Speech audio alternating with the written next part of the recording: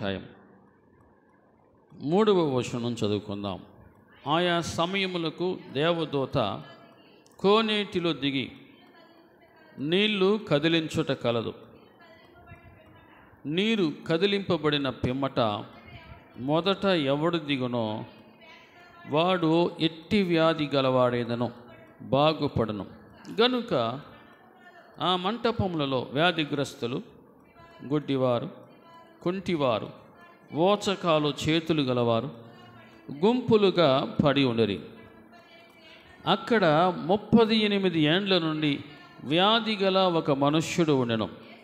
యేసు వాడు పడి ఉండుట చూచి వాడప్పటికీ బహుకాలము నుండి ఆ స్థితిలో ఉన్నాడని ఎరిగి స్వస్థపడగోరుచున్నావా అని వానిని అడుగగా ఆ వ్యాధిగ్రస్తుడు ఆ రోగి, అయ్యా, నీళ్లు కదిలింపబడినప్పుడు నన్ను కోనేటిలోనికి దించుటకు నాకు ఎవడునూ లేడు. గనుక నేను వచ్చునంతలో మరి ఒకడు నాకంటే ముందుగా దిగునని ఆయనకు ఉత్తరం ఇచ్చెను.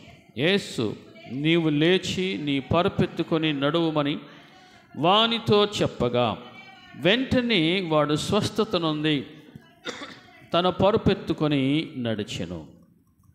ప్రియ దేవుని బిడ్డలారా, ఈ వాక్య భాగం నుంచి దేవుడు మనతో మాట్లాడునుగాక.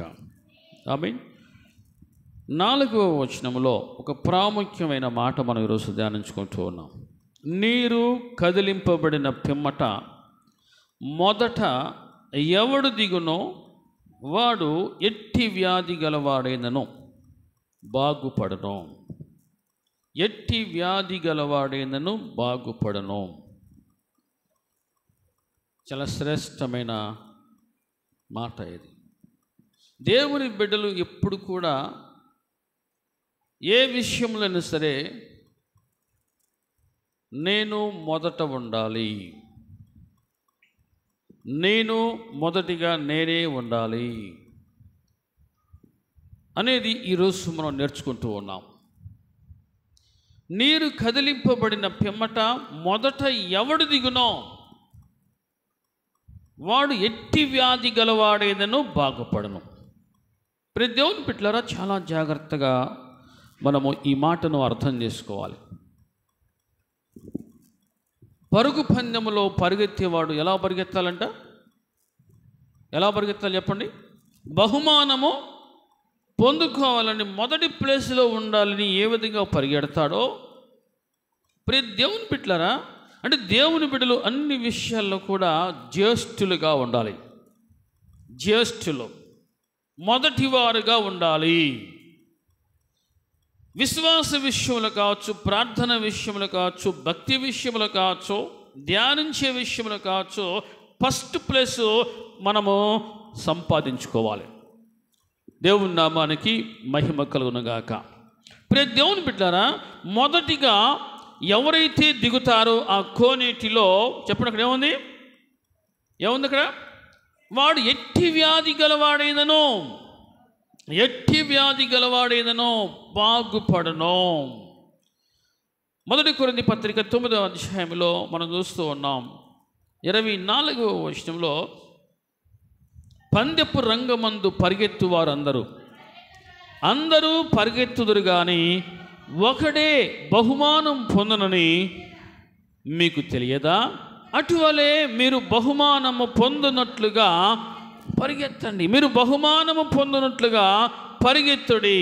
మరియు పందెమందు పోరాడు ప్రతివాడు అన్ని విషయములను మితముగా ఉండను.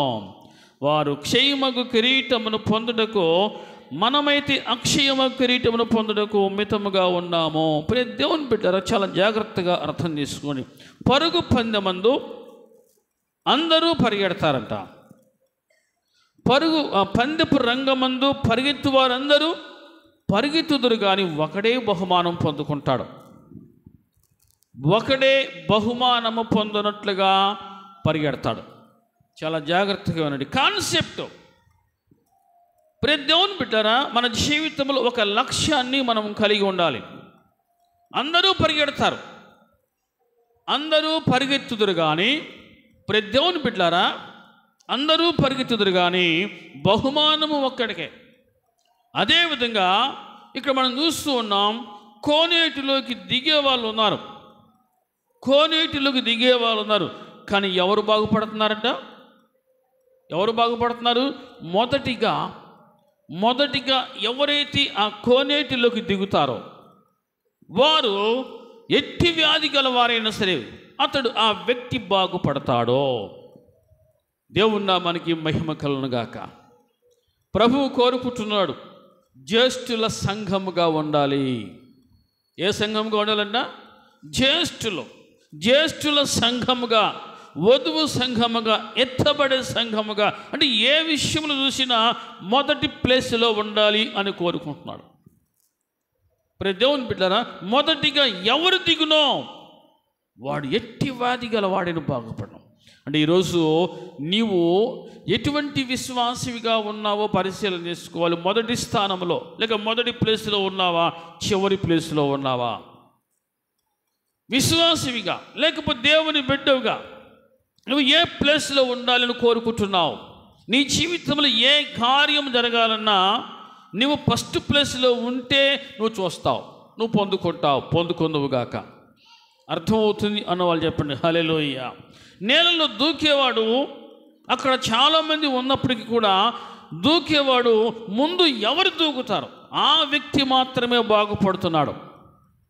అక్కడ ఎంతమంది ఉన్నారంట? గుంపులుగా ఉన్నారు. గుంపులుగా వ్యాధిగ్రస్తులు, గుడ్డివారు, కుంటివారు, ఓచకాలు, చేతులు గలవారు గుంపులుగా పడి ఉన్నారు. కానీ వారందరూ బాగుపడట్లా. ముందు ఎవరైతే దూకుతారో ఆ వ్యక్తి బాగుపడుతున్నాడు. అది ఎట్టి వ్యాధి గలవాడైందనో. చాలా జాగ్రత్తగా వినాలి, అర్థం చేసుకోవాలి. ఎబ్రీ పత్రికలో మనం చూస్తున్నాం, ప్రియ దేవుని బిడ్డరా, 12వ అధ్యాయంలో ఇక్కడ ఒక చక్కటి మాట మనం చూస్తూ ఉన్నాం. 2వ వచనం మనం చూద్దాం. సులువుగా పాపములను సిగ్గుల్లో పెట్టి పాపమును విడిచిపెట్టి విశ్వాసమున కర్తయు దాన్ని కొనసాగించువాడునైన యేసు వైపు చూచుచు మన ఎదుట ఉంచబడిన పందెములో ఓపికతో పరిగెత్తుదము. ప్రతి దేవుని బిడ్డలారా, మనము ఎవరి వైపు చూస్తూ ఉండాలంటే విశ్వాసమును కర్తైన యేసు వైపు చూచుచు అనే మాట ఇక్కడ మనం చూస్తూ ఉన్నాం. మన గురి, మన గమ్యం, మన లక్ష్యం ఒకటే, యేసును చేరుకోవాలి. విశ్వాసమును కర్తయు దాన్ని కొనసాగించువాడునైన యేసు వైపు చూచుచు. ఎవరైతే పరుగు పందెములో ఓపికతో పరిగెడతారో ఖచ్చితంగా వారికి బహుమానం ఉంటుంది, వారికి స్వస్థత ఉంటుంది. ప్రతి దేవుని బిడ్డలారా, మొదటిగా నేనుండాలి అని కోరుకోవాలి. మొదటిగా నేనుండాలి, నేను కనబడాలి అని కోరుకున్న వారి జీవితంలో వారు కలిగి ఉన్న ఆసక్తిని బట్టి దేవుడు వారి జీవితాల్లో అద్భుతాలు చేస్తాడు. అద్భుతము చేయునుగాక, పొందుకొందువుగాక. మొదటిగా ఎవడు దిగునో వాడు ఎట్టి వ్యాధి గలవాడే. బహుమానం కావాలంటే, స్వస్థత కావాలంటే, ప్రతి దేవుని బిడ్డలారా, మన జీవితంలో అద్భుతం జరగాలని ఖచ్చితంగా మనము ఎప్పుడు కూడా మొదటి ప్లేస్లోనే ఉండాలి, మొదటి వారముగా ఉండాలి, బహుమానం పొందుకునే వారంగా ఉండాలి. అది ఎటువంటి బహుమానమైనా సరే మొదటి ప్లేస్లో ఉంటే ఖచ్చితంగా అది మనకి అవసరం. స్వస్థత లేదా అద్భుతము, ఏదైనా కార్యము, ఏదైనా ప్రయత్నం, ఏదైనా సరే మనం పొందుకుంటాం. మొదటి ప్లేస్లో మనం ఉండాలి. దేవుని సన్నిధిలో నిర్లక్ష్యముగా ఉండకూడదు. నేను కనబడాలి, నా దేవునికి నేను కనబడాలి. ఆ విధంగా ఎవరైతే ముందు వరుసలో మొదటి వ్యక్తిగా ఉంటాడో ఆ వ్యక్తి ఖచ్చితంగా కనికరించబడతాడు, పొందుకుంటాడు.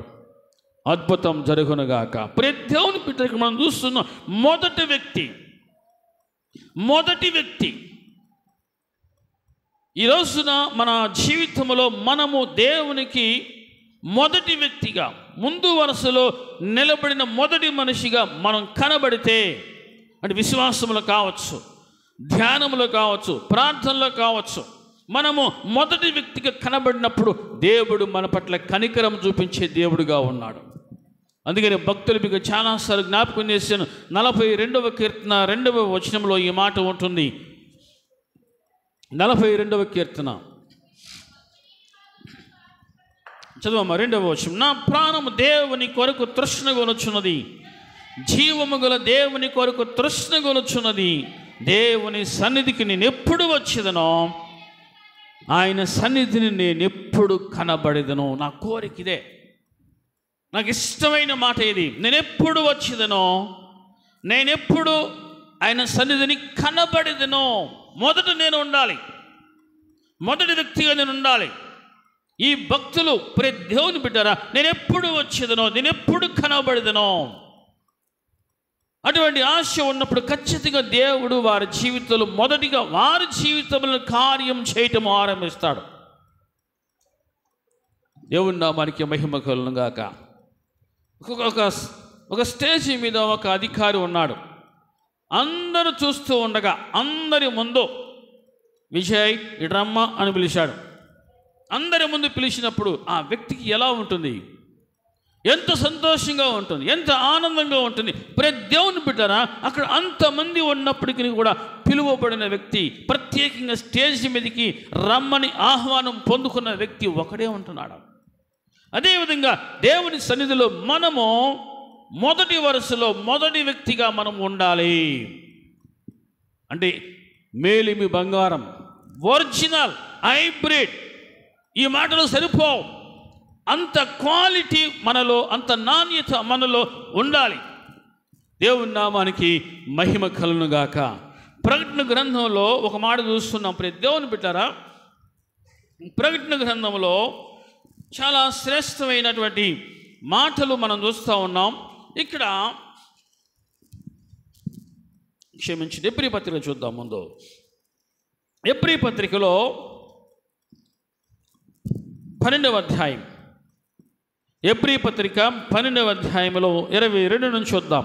ఇప్పుడైతే సియోనును కొండకును జీవము గల దేవుని పట్టణమునకును అనగా పరలోకపు యెరూషలేముకును వేవేల కొలది దేవదూతల యొద్దకును పరలోకమందు వ్రాయబడి ఉన్న కనిష్ఠుల సంఘం అంటలా.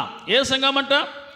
జ్యేష్ఠుల సంఘమునకు, వారి మహోత్సవమునకును అందరి న్యాయాధిపతి అయిన దేవుని యొద్దకు పరలోకమందు వ్రాయబడి ఉన్న జ్యేష్ఠుల సంఘము, జ్యేష్ఠుల సంఘము, పరలోకమందు వ్రాయబడి ఉన్న జ్యేష్ఠుల సంఘము. ఈ సంఘములో మనము ఉందముగాక. మొదటి వరుసలో జ్యేష్ఠుడు అంటే అర్థం ఏంటి? ఎవరమ్మా? జ్యేష్ఠుడు అంటే మొదటివాడు, మొదటివాడు. ఇక్కడ జ్యేష్ఠుల సంఘము, అది పరలోకమందు వ్రాయబడిన సంఘము కూడా అదే. పరలోకములో తాళ గింజలు పనిచేయవు, ఒరిజినల్ గింజలే పనిచేస్తాయి. పొట్టు కొట్టుకుపోతుంది, ధాన్యము ఇంటికి చేరుతూ ఉంటుంది. ప్రతి దేవుని బిడ్డరా, నాణ్యమైన వారుగా, నాణ్యమైన భక్తిని కలిగిన వారుగా మొదటి వరుసలో మొదటి వ్యక్తిగా దేవునికి కనబడినప్పుడు వారు ధన్యులుగా ఉంటారు. పరలోకమందు వ్రాయబడి ఉన్నది జ్యేష్ఠుల సంఘము. ఆ సంఘములో మనము ఉందముగాక. ఆమేన్. ప్రతి దేవుని బిడ్డల ఆది కాండం నుంచి ప్రకటన గ్రంథం వరకు మనం చూస్తూ ఉంటే అనేక సందర్భాల్లో మొదటిది అనే మాట మనం చూస్తూ ఉంటాం. మొదటిది, మొదటి వ్యక్తి దేవునికి ఇష్టడు, దేవునికి ఇష్టడుగా ఉంటాడో. దేవుని నామానికి మహిమ కలుగును గాక. ఇక్కడ మొదటిగా ఎవరి దిగునో అనే మాటలో ఇంటర్నల్గా మనం చూస్తున్నాం, వారిలో ఆసక్తి. యోహాను సువార్త 5వ అధ్యాయం మనం చూస్తున్నాం, వారిలో ఏం కనబడుతూ ఉంటుంది? ఆసక్తి కనబడుతూ ఉంటుంది, శ్రద్ధ కనబడుతూ ఉంటుంది, పట్టుదల కనబడుతూ ఉంటుంది. మొదటిగా ఎవరు దిగునో పట్టుదల, ఆసక్తి, శ్రద్ధ అది వారిలో కనబడుతూ ఉంటుంది. దిగొచ్చులే, నేలలో దూకొచ్చులే అనుకునే వారిలో నిర్లక్ష్యం ఉంటుంది, అశ్రద్ధ ఉంటుంది. కానీ నేను దూకాలి, ముందు నేను నేలలో దిగాలి అనుకునే వారిలో తపన ఉంటుంది, ఆసక్తి ఉంటుంది. అందుకని అపోస్తలుడైన పౌలు అంటాడు, మీరు పట్టుదల కలిగి ప్రార్థించేవారుగా ఉండండి అంటాడు. ఆసక్తి కలిగి ప్రార్థించండి అంటాడు. శ్రద్ధ కలిగి దేవుని మాట వినండి అని వాక్యం సెలవేస్తుంది. శ్రద్ధగా వినాలి, ఆసక్తి కలిగి ఉండాలి.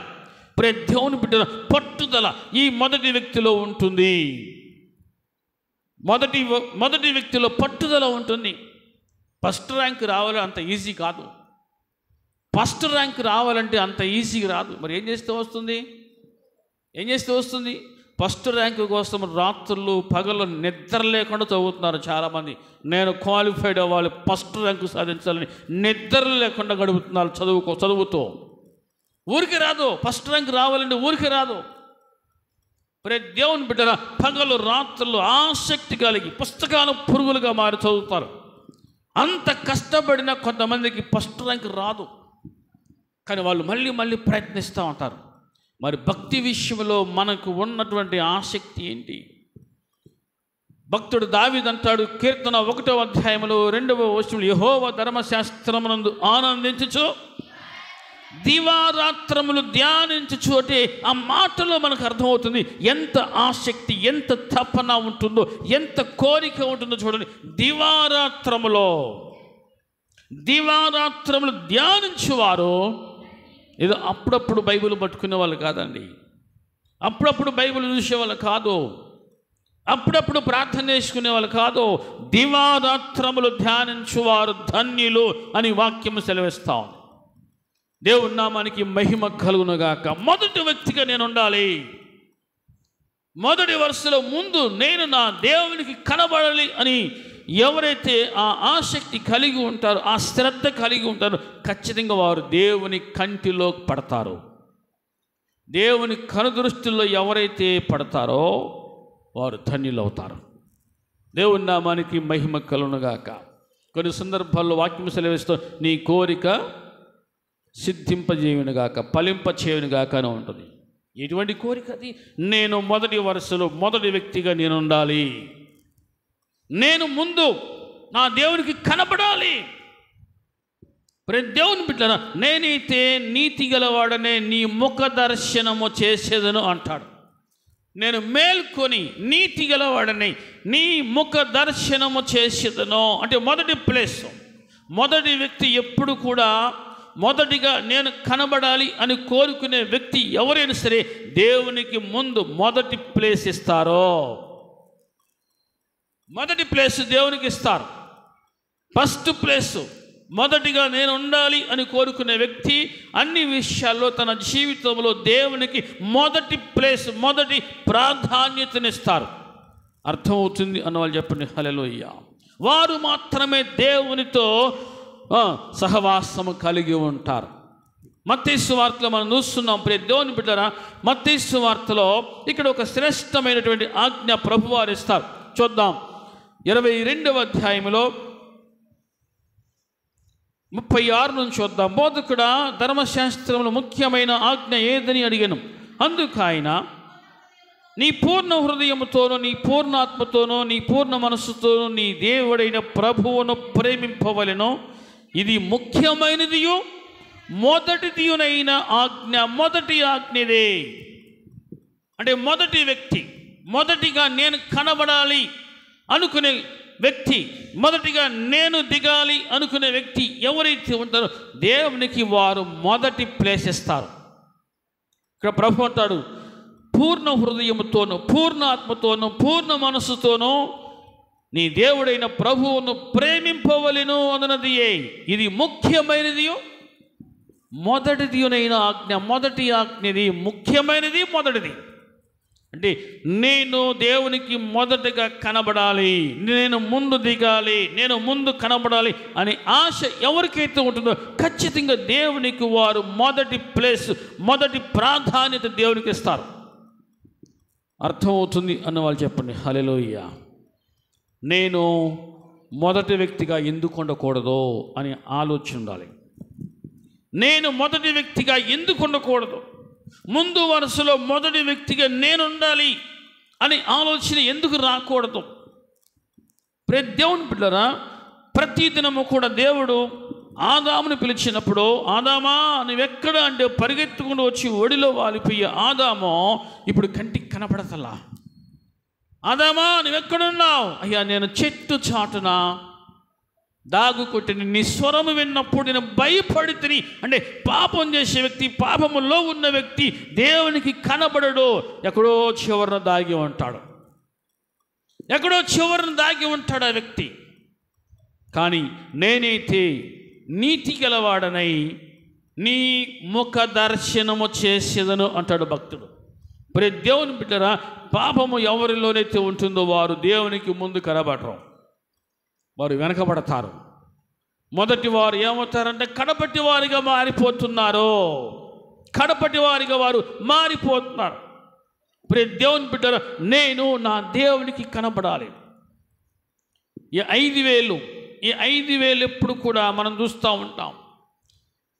ఒక చక్కటి కొటేషన్ కూడా మనం నేర్చుకుంటూ ఉన్నాం. ఒక్కొక్క వేలుకి ఒక్కొక్క గుణం ఉంటుందంట, ఒక్కొక్క రకంగా అతిశయం ఉంటుందంట.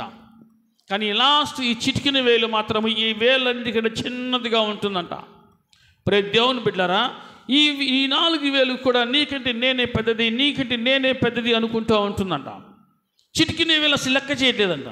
చివరిలో ఈ సంభాషణ అంతా విని ఈ చిటికిన వేలు అంటుందంట, అయ్యా మీరు ఎట్లా ఉన్నారు నాకు తెలియదు, కానీ మీరు దండం పెట్టుకున్నప్పుడు ముందు వ్యక్తిగా దేవునికి నేనే కనపడతానయ్యా అనంట. దేవుని నామానికి మహిమ కలుగును గాక.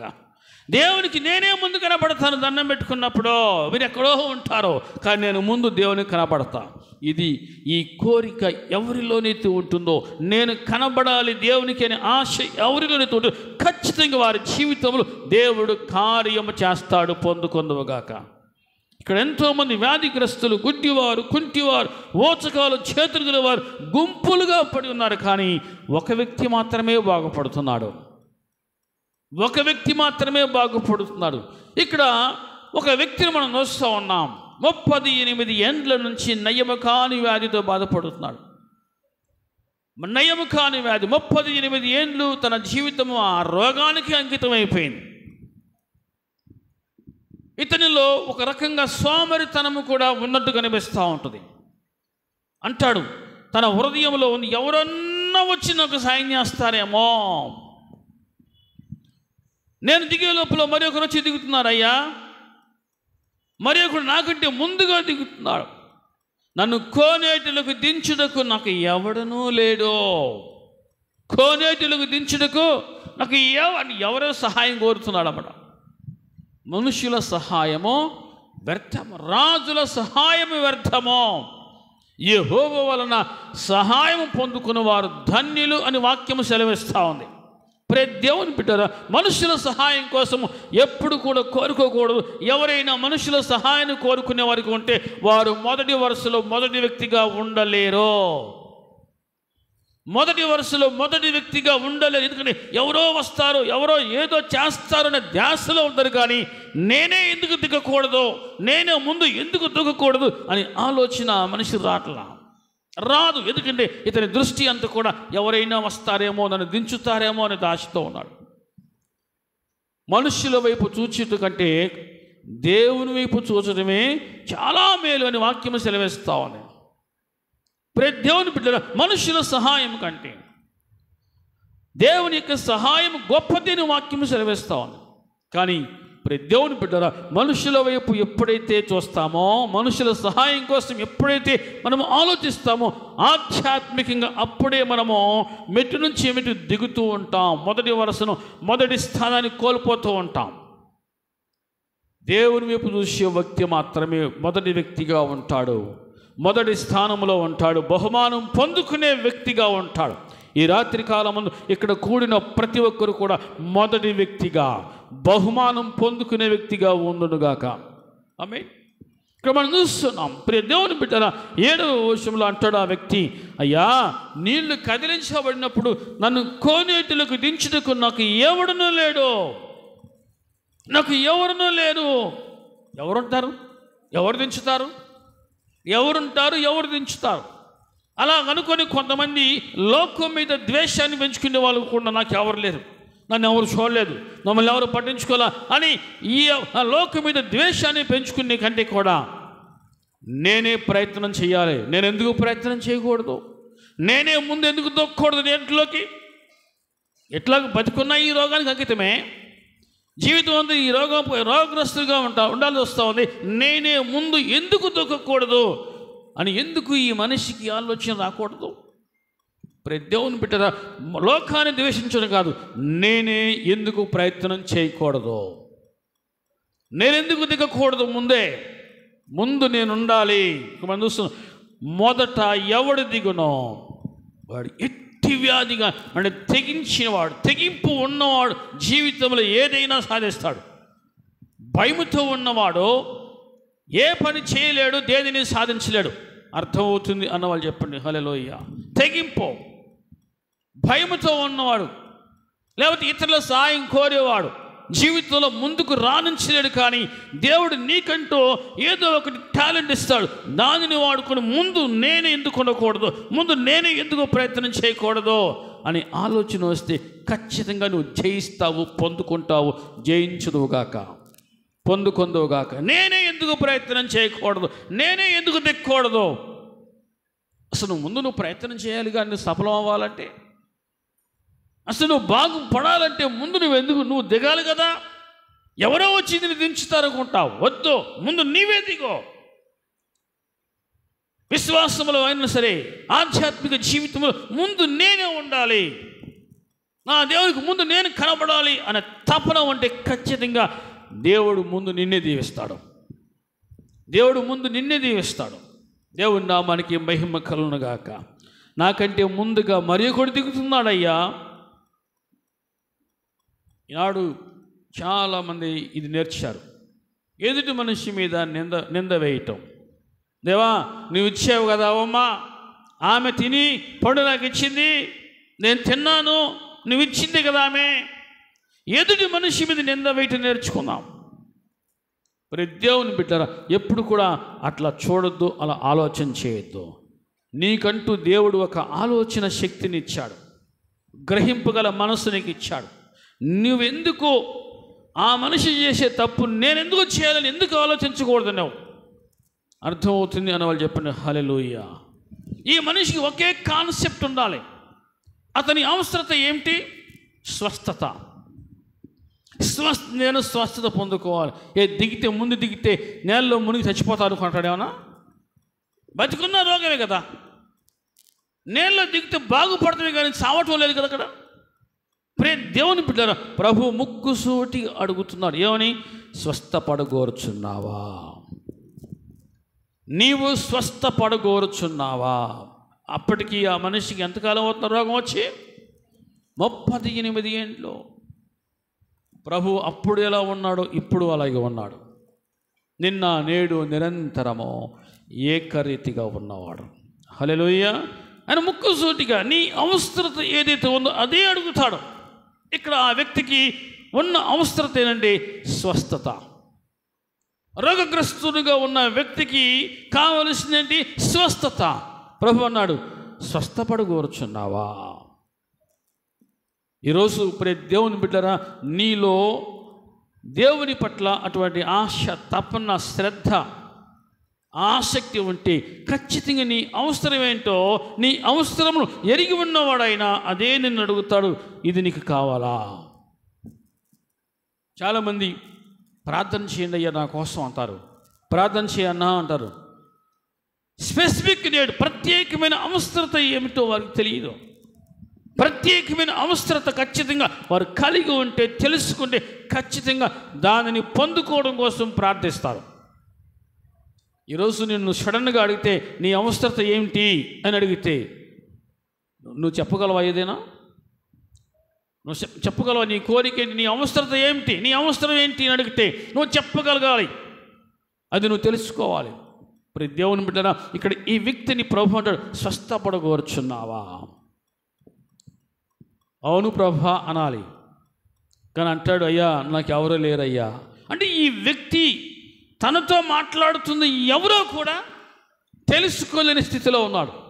తనతో ఎవరు మాట్లాడుతున్నారో గ్రహింపలేని స్థితిలో ఉన్న వ్యక్తి ఆయన.